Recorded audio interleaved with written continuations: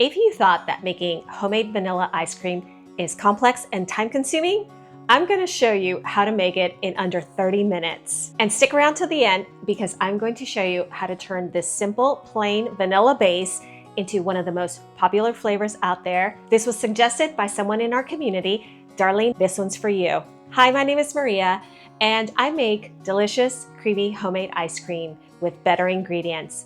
And I am on a mission to help teach people how incredibly easy it is to make ice cream at home, because life is too short not to have creamy ice cream. I'm also going to show you a very simple hack that you can use to make sure that your base is cold enough to churn. Let's get started. Okay, for the simple hack, you can take 2 bowls and put them in your freezer. Once they're nice and cold, just fill the bottom one with some ice and nestle the top one inside like that. This will help bring the temperature of the ingredients way down, and it'll be nice and cold for churning. The other tip I have for you is to keep your dairy very cold.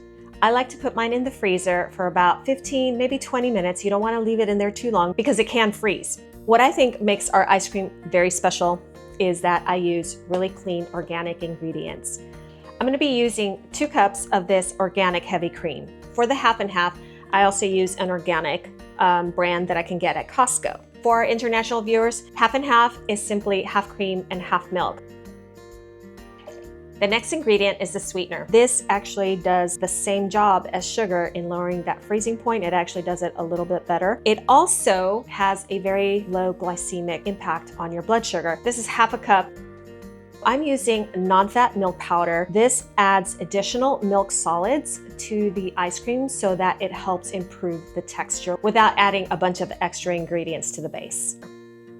Because this is vanilla, of course, we want to use a good vanilla bean or vanilla extract. If you shop at Costco, that's a great place to get this item. If you want the little specks of the vanilla bean, this is a great way to get it in there. And we'll be using 1 tablespoon. Oh, it smells good. We always add a pinch of salt. I don't want to call this a secret ingredient, but I always add a tablespoon of vodka. If you do not want to use the vodka, totally cool. I also have some additional alternatives that will be on the recipe card as well. But this is just 1 tablespoon of vodka.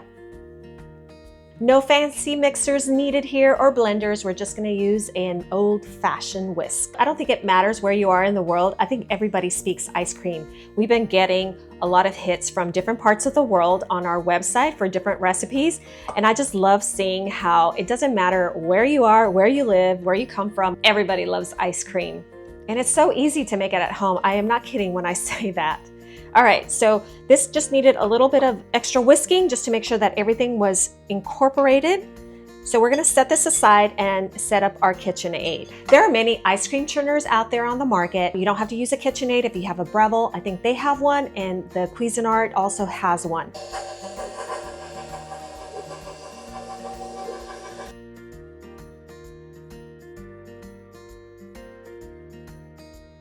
I mentioned that I use allulose in my ice cream recipes.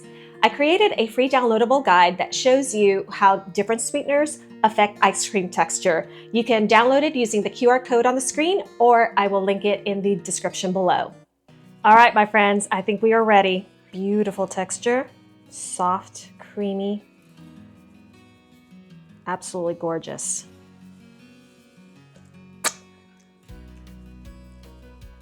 Wow. That is so delicious. This is actually the first time I've used this vanilla paste. I ran out of my vanilla beans. Wow, what a difference that makes. One of our viewers, I mentioned her name, Darlene, she says she loves Moose Tracks. Even though I have a homemade peanut butter cup recipe on the channel, and normally I would want to make my own that is sugar-free, sometimes convenience wins, my friends. You know, it's not all about everything. It's got to be 100% perfect. So we buy these skinny dip dark chocolate peanut butter cups, but what I love about these, it only has 3 grams of sugar. And while our ice cream doesn't have any, just adding a little bit to the ice cream is really not a big deal for us. So I cut up, I think about 5 or 6 of these little peanut butter cups here. So we're gonna add them to the ice cream in That just, ooh, my husband would probably say that I need to add more. We're gonna kind of mix these around a little bit. And then we're gonna take another product that I picked up this weekend. This one is from Sprouts.